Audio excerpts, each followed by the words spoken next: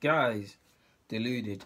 Now let's speak about Spain and Spain's World Cup chances. Now, ironically, as I sit down and make this vid, I believe their manager, I can't say his name, the Spanish manager, he's agreed to take over from Real Madrid when the World Cup ends. He's a Spanish national, of course. He's worked with a lot of them at international football, Ramos, Isco, Nacho, Carvajal, etc. So he looks like he's going to do his thing there.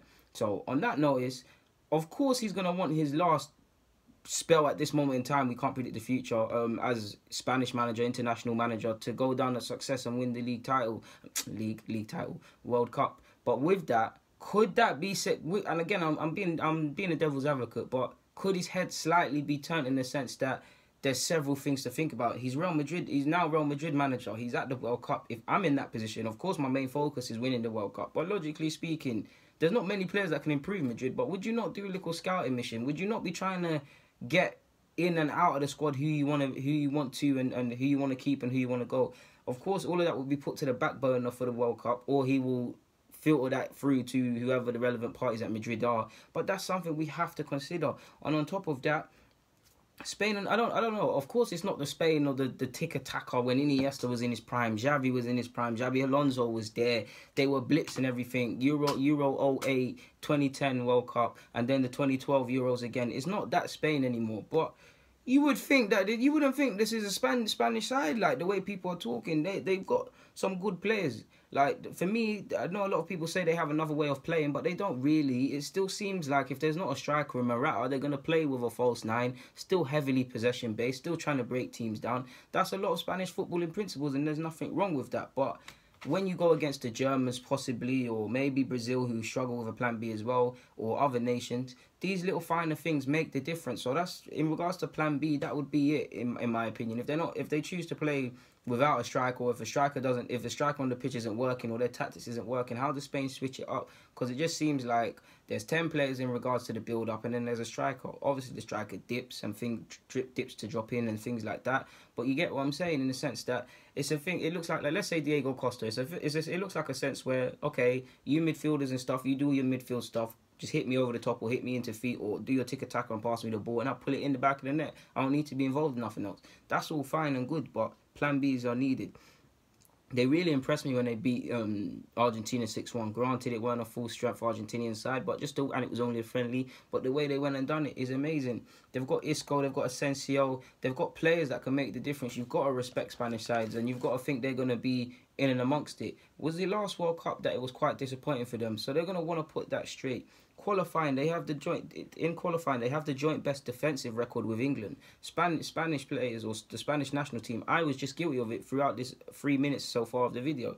You didn't attribute any. I might have mentioned Carvajal and Nacho, but I didn't attribute anything to their defense or how they defend and things like that. I went straight for their attacking options. So and there's nothing wrong with that. We can speak about how great they are offensively and things. But if they've got a defensive record to match and it's gone over our eye, and we might think they're shaky defensively, that is pretty promising. If you've got great attackers and you can defend, joint best record. I mean, the record is held with England as well. So read into that what you will, and it's another case of stats lying.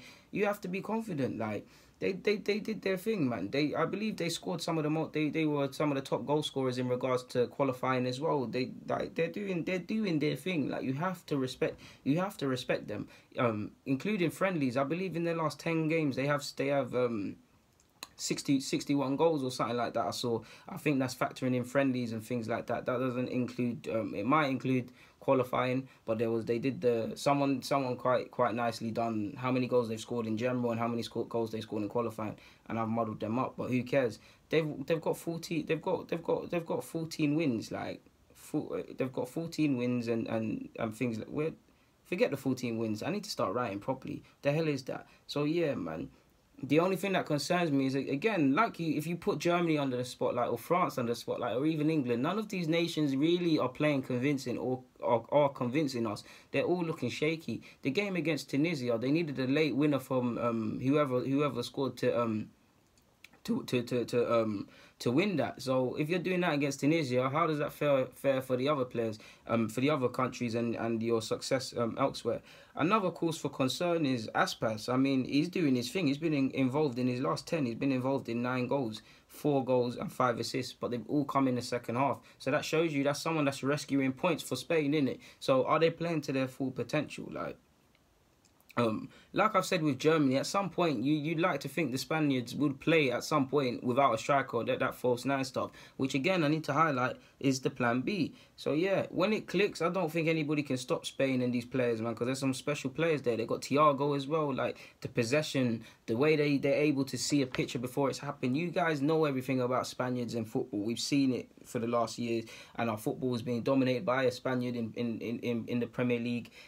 Champions League is always, it's been going to Real Madrid, and on top of that, the likes of the Real Madrid players, Ramos, Nacho, Carvajal, if these guys play or just convincingly throughout the squad, they know how to navigate tournament football, so that can help. There's a lot of experience. Saul's there as well. There's a lot of experience in that side. A lot of people that understand the dark arts of the game that which you wouldn't attribute with Spanish players. So they're very good. Their defensive options, I don't think Nacho will probably start, and they've got Davies adaptable. They've got some experienced options at the back, especially when you consider Ramos. Oridosla, I hope I said his name correctly, the fullback who might play if Carvajal's not fully fit, he's very good as well. So they've got some certified, obviously Jordi Alba as well. So they've got some certified options at the back, even if we might not attribute the Spanish team with being good defenders. They're decent.